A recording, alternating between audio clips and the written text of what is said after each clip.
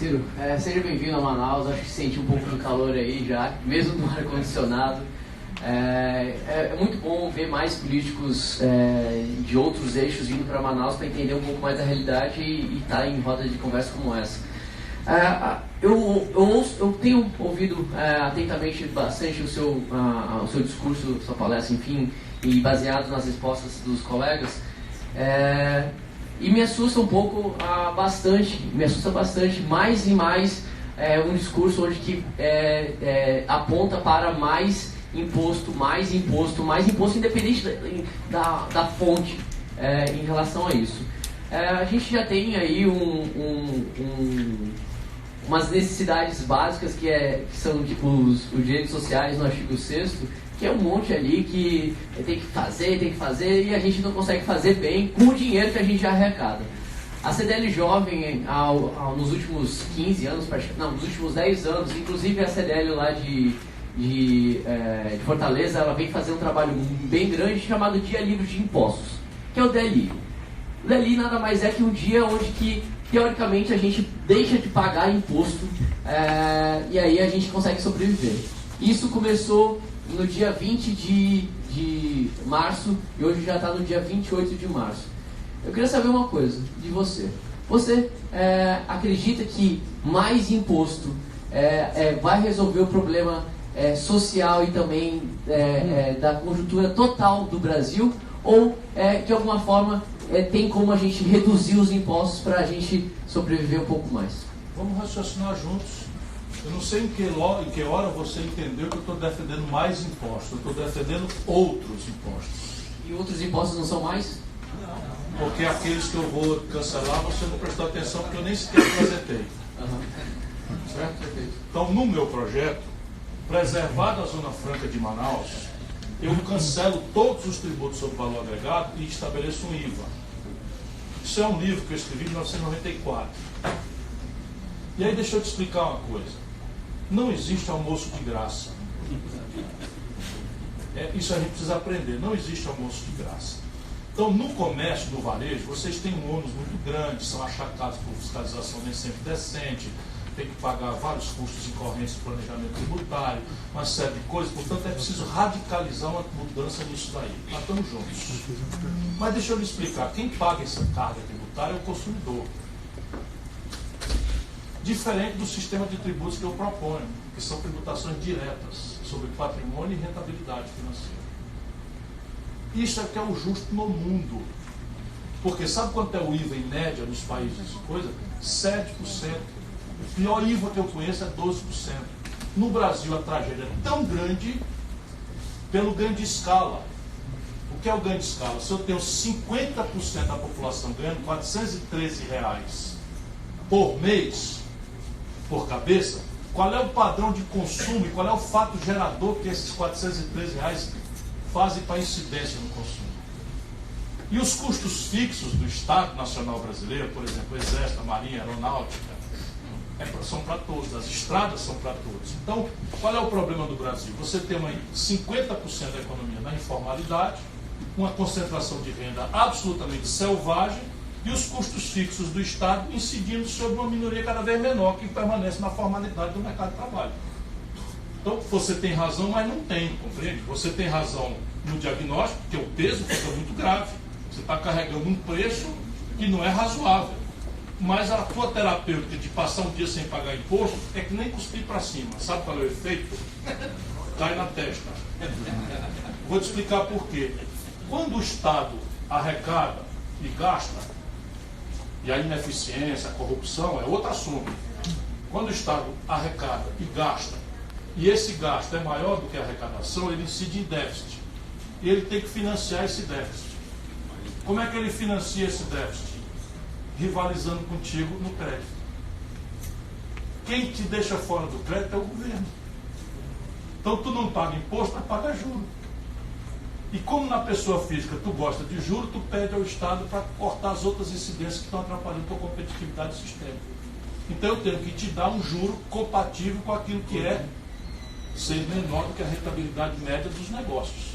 Eu tenho que te dar para poder te oferecer, te cobrar um diálogo, uma presença num diálogo de uma reforma tributária eu tenho que fazer com que você se sinta muito estimulado a sentar, porque eu vou te dar, como resultado disso, que a taxa de juros de desconto da tua duplicata vai ser menor do que o teu lucro médio. Compreende? Se você vai ter uma taxa de juros menor do que a tua rentabilidade média, a cunha tributária vai perdendo perspectiva como um fator de atrapalhar mais gravemente. Agora, você acha que não pode mexer na cunha do juro e pede do poder político para estressar os custos incorrentes. Aí você mata a galinha dos ovos de ouro. Por quê? Porque o capitalismo moderno se afirma no consumo de massa. E o consumo de massa se afirma na renda. Então o que é que nós estamos fazendo? Nós estamos deprimindo a renda e o crédito populares e estamos destruindo nosso tecido produtivo. Você compreende isso que eu estou dizendo? Então isso tudo é casado uma coisa com a outra. Por isso que não é salvador da pátria. Isso é um grande conflito que nós temos que resolver. Sabe, tem que ser, se pudesse fazer uma metáfora, assim, é um clube. Vamos nos sentar aqui. O que é que a gente quer do país? Vocês querem a BR-319? Vocês querem a renúncia fiscal de 25 bilhões para a Zona Franca de Manaus? Vai botando na conta. Vocês querem ter universidade federal? Quanto custa? Vocês querem ter um instituto de pesquisa? Bota aí quanto custa. Quer ter um Instituto Nacional de Biotecnologia ativo, não seja um prédio no Elefante Branco? Quanto custa? Depois faz isso para o país inteiro e faz a conta. E depois que a conta estiver feita, estou falando de orçamentação, vamos dividir a conta. Não é assim que a gente faz no clube? No clube a gente faz assim. Só que no clube a gente tende a ser democrático. No Brasil, como metade do povo não ganha nada, a gente tem que fazer uma conta progressiva. Percebe? Por isso que a gente precisa ter uma alíquota de imposto de renda mais progressiva, como eu criei quando eu fui ministro. Vou dar um nome aqui, o William Bonner ganha, consta entre 800 mil e 1 milhão e 100 mil reais de salário por mês. E o Brasil permite, ele não está cometendo crime nenhum, que ele se apresente como uma pessoa jurídica. Sabe quanto é o imposto de renda dele? 15%. Eu pago 27 mil porque eu não aceito fazer empresa para fazer uma palestra, dessas que eu cobro, para poder fazer de graça para a juventude e viajar aí, para você precisar roubar nem aceitar a favor de ninguém. Então, essas coisas são assim. Não adianta tu pôr a tua posição, está correta. Porra, imposto demais, muita confusão, muito gasto, muita charge, muita inteligência, dificuldade. Está coberto de razão, mas tu vai ficar só do teu lado e o outro. E o outro lado. Esse é o problema do Brasil, da nação brasileira está se esgarçando. O Paulo Guedes chega a dizer que o povo brasileiro não poupa o povo pobre. Olha o que passa na cabeça de um sujeito desse. A ministra da Agricultura chegou a dizer ontem que a carne estava barata demais. Que subiu, que tinha que subir mesmo, que está barata demais. Olha a empatia desse povo. Isso aqui é uma sociedade, meu irmão. Se você acha isso no pessoal, se recate. Sabe? Se recate. Lembre que você faz parte de uma comunidade e o Estado lhe devolve ruas limpas e asfaltadas, o Estado lhe devolve a iminência. Não é? Deveria, né? Mas não acontece isso. Olha, desculpa, mas devolve sim. Podia ser muito melhor, sem nenhuma dúvida, mas devolve sim. Se você, Deus o livre, tiver necessidade de um transplante, você vai ver como ele devolve. Só quem faz transplante no Brasil é o setor público. Só quem faz transplante no Brasil é o setor público. Você paga plano de saúde e eles nunca vão te atender numa medicina de alta complexidade. É ruim? Claro que é ruim. Tem ineficiências horríveis. Mas aí a vaca pesteou de carrapato, vamos fazer o quê? Matar a vaca? Isso é que é o egoísmo no Brasil, meu irmão. Nós estamos juntos. Sabe quanto tu gasta por um carro blindado, com segurança particular no teu condomínio, para amanhã ter um filho teu sequestrado ou morto? Nós precisamos aprender. Ou o sonho da elite brasileira é comprar uma casa em Miami como o Gugu e o Silvio Santos, e não sei quem, não sei quem, não sei quem. Eu vou continuar morando aqui. Então a gente tem que atuar aqui. Aí vamos lá. Como é que a gente resolve a corrupção? Como é que a gente resolve o problema da ineficiência? Como é que a gente resolve o problema do desperdício? Isso é outro assunto. Agora, tributação progressiva são as melhores práticas internacionais. Qual parte você não ouviu? Eu acho que é a corrupção e a forma de gasto que é o problema maior. Não, não é mesmo. É sim. Não é não. É. Não é não. Você não parou um segundo para estudar isso. Quanto que é? Isso, a corrupção é um flagelo, é um câncer terminal, porque ela faz com que um jovem como você desfaça do sistema democrático inteiro por conta dessa ferida. Mas veja bem, o orçamento brasileiro, o orçamento da União Federal, com Seguridade junto, são 3 trilhões de reais. Sabe quanto é que está destacado para o investimento no ano que vem? 19 bi. Se roubar tudo, isso dá 0,5% do orçamento. Opa! Qual é a corrupção? É grave, gravíssimo. Por quê? Porque você não pode pedir austeridade à comunidade, à sociedade, com desperdício, privilégio, a roubalheira. Eu falo isso porque eu não fui morar no palácio. Não fui morar no palácio. Eu morava numa casa alugada, fui eleito governador, resolvi continuar morando na casa alugada porque eu não queria que meus filhos crescessem. Então eu tenho uma certa moral. Nunca respondi por um mal feito. Agora, se 100% do investimento brasileiro for roubado, estamos roubando 0,5%. Sabe qual é a despesa brasileira? Metade? Juro. Mas não desculpa, Ciro, mas não é o investimento que estão roubando. Ciro. Ah, onde é que estão roubando, meu irmão? No salário dos funcionários? Não, é direito social, está sendo roubado. Como assim? Eu vou na saúde, direito social, correto? Não é saúde? Meu irmão, peraí um pouquinho. Você... É direito social.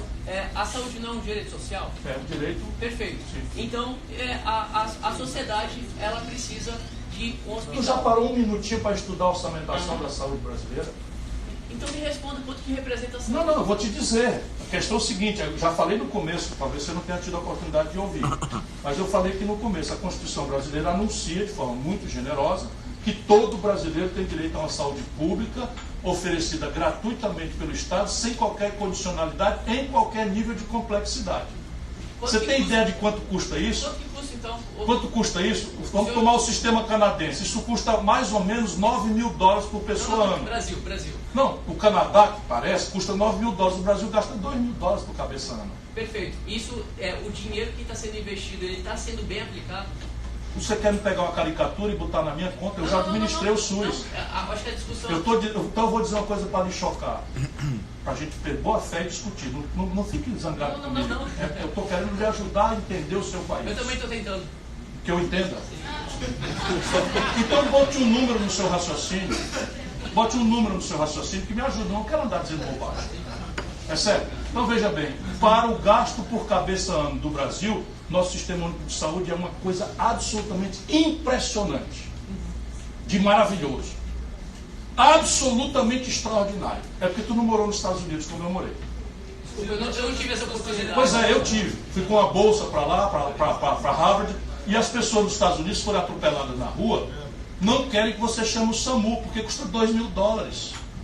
Um pobre ou classe média lá teve uma doença complexa, um câncer de pulmão no cérebro, morre, porque não tem como tratar. E aqui quem dá resolutividade a 100% da medicina de alta complexidade é o setor público. Zero. Onde é que falha? Falha na emergência, porque a televisão só mostra isso, porque você não tem a restrição de clientela, você não tem regulação, e aí a pessoa vira um ônibus, chega 50 pessoas mazeladas, os políticos do interior deixam o povo andar de moto sem coisa, você tem 80% de politraumatismo das motos, e não sei o que e tal. Aí as pessoas têm uma queixa, eu falei isso antes de você. Agora, pelo dinheiro que se aplica por cabeça e a resultante, o Brasil é um fenômeno. Ciro, eu queria te fazer uma pergunta. Quer dizer que não tem roubalheira? Muita. Muita. Agora, ao invés de ficar no difuso, aproveita e denuncia uma. Não faz não. Nunca fez nenhuma vez. Nunca fez. Nenhuma vez. Nunca fez. Porque se tiver feito, vai me dizer, eu vou lá te cumprimentar. Então, me cumprimente, Ciro, porque eu faço o meu papel aqui na cidade. Um delegado de polícia a quem você procurou. Ciro, desculpa, mas eu faço o meu papel de cidadão aqui na cidade. De falar? Não. Há 10 anos, Ciro.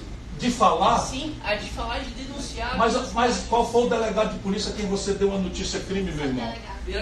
Não é obrigação sua, não. Ciro, desculpa, me perdoa, mas o posicionamento aqui não é criminal.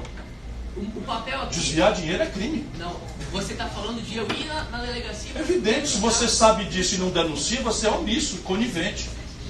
Não. Omisso e conivente. Eu acabei de dizer aqui que a Localiza está subtraindo, junto com as locadoras, está subtraindo. Esses caras me odeiam, me esculhambam e tal. Eu outro dia disse que o Dória recebeu não sei o que e tal, processo. Chamei o Eduardo Cunha de ladrão, processo. Chamei o Michel Temer de ladrão, processo. Eu digo aonde foi, que hora foi, a minha denúncia. Agora você, no difuso, sabe o que você faz? Você só está depreciando a democracia. Sabe, isso é que está matando o Brasil. Porque a democracia somos nós, meu irmão. A gente conversa lá no Jaraqui Valley depois. Só que não vai ter para você? Não, na verdade é uma pergunta para você citar. Desculpa, é porque eu estou querendo ajudar a pensar. Se a gente ficar repetindo esses truísmos, não dá em nada, dá, sabe o que, no Bolsonaro. Eu posso, com muito respeito, eu não vou cometer nenhuma gafe, eu sei que ele tirou 70% em Manaus. Eu tenho muito respeito pelo povo que votou nele, porque eu sei que o povo votou nele com razão, porque votou revoltado com a pior crise econômica e com a ladroeira generalizada que o PT promoveu no governo. Então, não me confunda. Agora, o Bolsonaro é um imbecil completo, despreparado, e vai afundar o nosso país. Vai afundar o nosso país. Olha o que eu estou dizendo. Anote aí, faz 10 meses que ele é presidente. Só um minuto aqui. Só para perguntar se está à vontade, por causa do horário. Eu estou completamente. Eu adoro isso. Eu me alimento disso. Pela boa. Então, é o seguinte, A minha veemência é só porque eu acredito muito no que eu falo. Entendeu? Até a hora que alguém me dê uma ideia nova, eu troco. Não, é porque eu estou preocupado que as pessoas estão aqui já há mais de 3 horas. Para vocês é que sabem. Eu estou com muita felicidade e alegria aqui. Agradecido. Obrigado. Eu estou imaginando fazer mais 3 perguntas e depois liberar o pessoal e o Ciro ficar à vontade até meia-noite aqui. Tá, mas só vou resolver agora, pessoal, tá bom? Eu vou fazer 3 perguntas oficiais aqui. Vai ser uma de você que está com o microfone, né? Outra uma de vocês dois aí. Pessoas diferentes, a gente. Não, eu só posso ser 3, eles estão pedindo aqui na frente. Que uma vocês se entendam aí. Pode ser conjunto, pode ser vocês dois, uma pergunta só, entendeu? Aí outra dele aqui e última do secretário aqui de... Então assim, só posso fazer 3, depois eu vou dissolver e quem quiser ficar, fica. Ok? Pode ser assim? Eu vou só fazer assim, vou pegar, vai ser 3 oficiais, tá? E encerra e fica à vontade aqui, tá bom? Só pra gente poder criar uma... Ok? Então vamos começar. Quem tá com o microfone aí? Bernardo, quem tá com o microfone? Você? Tá, faz o Bernardo, você é jovem. Faz a pergunta, depois a Taliba e depois o Vista, tá? Desculpa, o Vista. Vamos lá, então uma aqui, outra aqui. Vamos fazer 4 então, pronto. Vamos lá, Bernardo, rapidinho a pergunta aí. Boa noite, Ciro. Boa noite, meu irmão. Apesar de eu gostar do campo dos números, a minha pergunta é em outro ponto. A respeito da PEC da segunda instância, o teu posicionamento do teu partido qual é? Veja, o Brasil precisa discutir as coisas como elas são e não como esses ódios e paixões estão fazendo. Então, o que é que estabelece o princípio constitucional universalmente pacificado em todo o mundo civilizado? Presunção de inocência, ampla defesa, contraditório, ônus da prova a quem acusa e sentença quando o trânsito em julgado acontecer. Isto está escrito em todas as constituições do mundo civilizado. Portanto, eu sou absolutamente contrário à prisão antes do trânsito em julgado. Isto dito, só o Brasil, produto da nossa elite, dá 4 graus de jurisdição para crime comum. Então o problema não é a prisão em segunda instância. O problema é que o princípio do trânsito em julgado como a única razão para a execução da pena é um princípio fraudado no Brasil porque a elite conseguiu, ela que pode pagar advogado, 4 graus de jurisdição por crime comum. No mundo inteiro morrem 2. E é o que nós precisamos fazer, acabar com os recursos ao STJ e ao Supremo para crime comum. Mas deixa eu lembrar a vocês, antes que a gente pense que esse ódio que muitos têm, paixão que outros tantos têm pelo Lula, não devia nos desorientar, porque isso aqui também tem a ver com a execução, por exemplo, de punições tributárias. Por exemplo, é o mesmo princípio. Você só poderia liquidar um auto de infração tributária exaurido o itinerário de recursos, que é o princípio, né, do trânsito em julgado. Então, se você achar bom mandar prender o Lula, é bom lembrar que acaba também, ainda que você tenha graus de jurisdição em instância administrativa e em instância judiciária, e essa é a grande confusão no Brasil. A gente nunca tem direito, e eu estou chamando o tempo todo quais são as melhores práticas internacionais. Só tem um jeito da gente sair desses ódios e paixões, é dar uma olhadinha, pelo menos no que puder, como é que o mundo resolve isso. Então, em qualquer civilização do mundo, a presunção de inocência e o contraditório e a ampla defesa só se exaurem no trânsito em julgado. Trata-se de definir o que é trânsito em julgado. No caso do Brasil, trânsito em julgado são 4 graus de jurisdição. E quem fez esta baderna no Brasil? Lamentavelmente, a mais alta corte do país. Que sem que a lei mudasse, um ano e pouco atrás disse que a prisão cabia por 6 a 5, e um ano e pouco depois, sem que a lei mude, disse que por 6 a 5 agora na direção inversa, que não pode mais. Isso é uma vergonha, isso é um deboche absoluto que faz com que a sociedade perca a crença e a confiança no sistema democrático. E aí fica esses exercícios individuais de moralismo, de todo mundo é pilantra, menos eu, e tal, e não é assim que se constrói uma civilização. O país fica sem segurança política. Nada, zero. E aí você não entende, 33 bilhões de dólares foram embora do Brasil. Por quê? Porque os caras lá fora têm compliance, eles sabem. E que diabo é isso? Que merda é essa? O cara da mesma lei. A mesma lei, não mudou nada. Um ano e pouco atrás, e para desgraça nossa, com uma figura carismática como o Lula no centro do processo. Aí é um desastre, meu. Portanto, a gente precisa deixar o Lula de lado, por bem ou por mal, e pensar nas nossas instituições para sempre.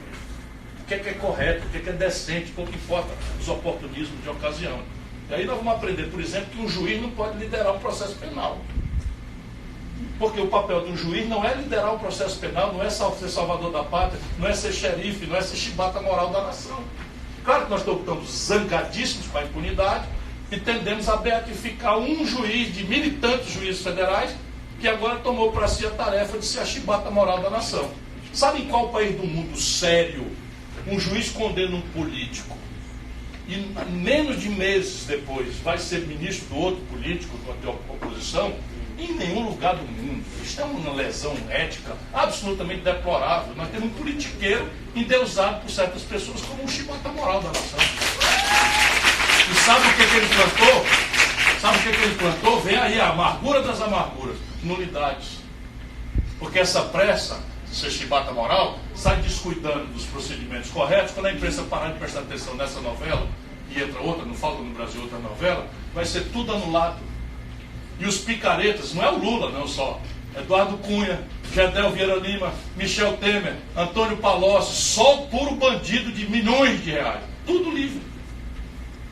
Por conta do humorismo, do lavajatismo, da nossa pressa, né, de resolver os problemas. E de onde é que eu tiro isso? Operação Castelo de Areia.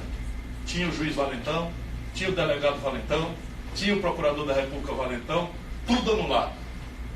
Operação Satyagraha, tinha o juiz Valentão, tinha o procurador Valentão, tinha o delegado Valentão, que virou um político, virou deputado, e hoje é exilado de Suíça, que é o protótipo, não sei das coisas, você é muito novo, não sabe. E eu reconheço tudo isso. Então tudo isso vai ser anulado. Percebe que ele fica muito feliz, aquela grande catarse, a vingança, e de repente vai tudo para a rua com certificado de inocente sem ser. Ciro Moro não estava envolvido no caso do Estado que estava... Não tenho elementos para demonstrar isso. Não tenho elementos. Todo mundo fala, mas eu não tenho elementos para demonstrar isso. Ele foi. Ele foi. Vamos lá, você quer fazer uma pergunta? Pode fazer.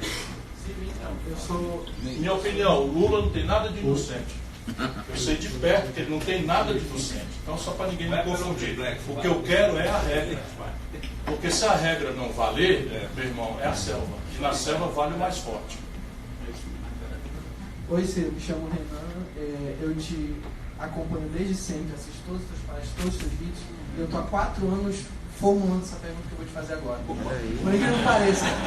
É que eu já vi todos os vídeos, eu já sei os assuntos que tu falou, que tu não falou. Então, assim, a minha pergunta é em relação a uma cena do filme da Dama de Ferro, da Margaret Thatcher, que foi a Meryl Streep que fez, não sei se tu viu esse vídeo, esse filme da Margaret Thatcher, Dama de Ferro. Não lembro. Tem uma para comprar nada. Então, numa família, alguém que paga a luz, outra a água, outro não sei o quê.